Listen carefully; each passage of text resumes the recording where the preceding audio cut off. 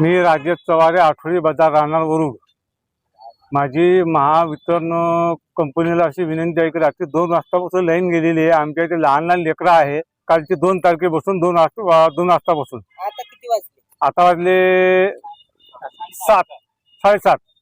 आता पाहता लाईन नाही आली. आमचे लेकरं बाहेर मरण त्या गरमीत की जिवंत राहील. एक तर महावितरण कंपनी आमची लाईन चालू करून द्यावी.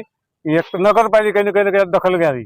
कर्मचारी इथे एकही नाही. आम्ही सगळेजण इथं डीपी जवळ चटई टाकून बसलेलो आहे. कृपया करून काही करण्यात आम्हाला MSCB ऑफिस मध्ये झोपायला जागा तरी द्या.